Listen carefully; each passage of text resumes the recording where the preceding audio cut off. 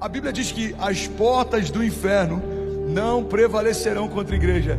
E eu já falei isso aqui alguns meses atrás, mas talvez vai ser novo para alguém. Muitas vezes a gente lê essa passagem e a gente tem um entendimento de que o inferno vai vir contra a gente, mas ele não vai prevalecer. Mas não é isso que a palavra está dizendo. A palavra está dizendo que nós vamos contra o inferno e as portas do inferno não vão resistir. Por que alguém iria contra o inferno? Para poder tomar o que é seu. Os meus filhos são do Senhor, as minhas promessas são do Senhor, a minha família é do Senhor. Eu não abro mão do que é meu. Pastor, qual é o respaldo bíblico de invadir o inferno, de tomar algo para si? Jesus. A Bíblia diz que ele morreu, mas ao terceiro dia ele ressuscitou. O Pai tomou de volta para si aquilo que sempre foi dele. Você está comigo?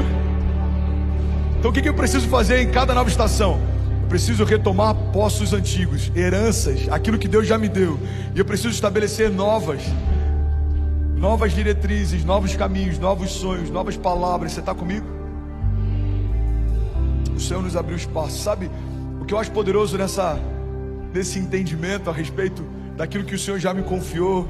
É que a gente precisa entender que a promessa que Deus depositou em você, Ele colocou no ambiente mais bem guardado que Ele poderia colocar. Irmão, a promessa não é algo que você carrega no bolso, não é algo que você carrega nas costas. A promessa não é algo visível para todo mundo. E é por isso que nem todo mundo vê o que você vê, porque nem todo mundo ouviu o que você ouviu. Guarda isso, você está comigo? A promessa não é um item acessório, e não é algo que você carrega do lado de fora, é algo que Deus depositou dentro. A promessa está em você. E por que a promessa está em você? Porque Deus colocou no seu interior, no lugar mais bem protegido, aquilo que é mais importante. As promessas que você carrega, não podem ser removidas de você, irmão. O inferno não pode desfazer o que Deus já fez. O inferno não pode desfalar o que Deus falou. Você está comigo? Então, olha que interessante. As promessas foram depositadas dentro. Você sabe por quê? Porque ninguém pode roubar de você aquilo que Deus já liberou em você, aquilo que Deus depositou em você. Será que alguém pode, em nome de Jesus, levantar a mão e declarar com autoridade? Diga: as promessas estão dentro de mim. Diga: ninguém pode roubar aquilo que o Senhor me confiou. Você crê nisso? Você pode celebrar Jesus no seu lugar. Aleluia, aleluia. A promessa está em você. José tinha uma capa colorida. Os irmãos odiavam ele por isso.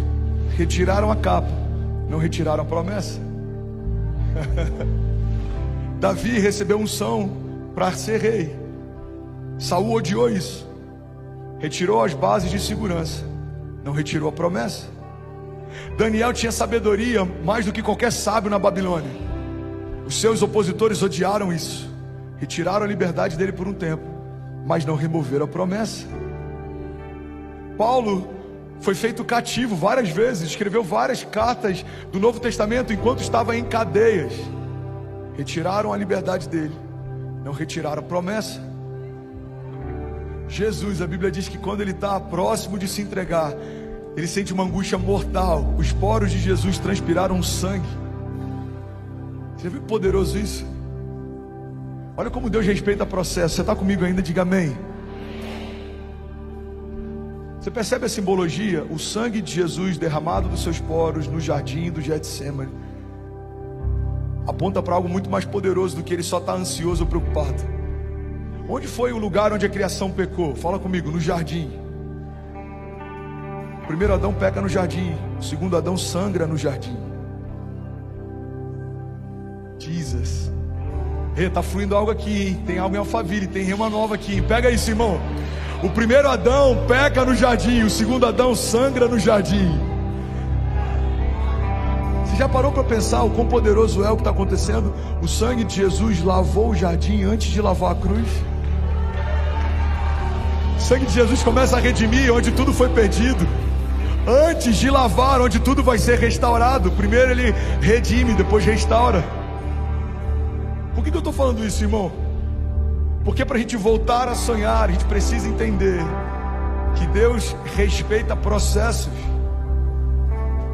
Deus respeita processos. É por isso que as coisas não são da noite para o dia. É por isso que não são quando a gente quer. É por isso que nem sempre são do jeito que a gente quer. Mas uma coisa eu quero te lembrar: tentaram parar José, mas não puderam impedi-lo de viver os sonhos. Tentaram parar Davi, mas não puderam impedi-lo de viver o reinado. Tentaram parar Daniel, mas não puderam impedi-lo de viver a liderança que Deus tinha sobre a Babilônia.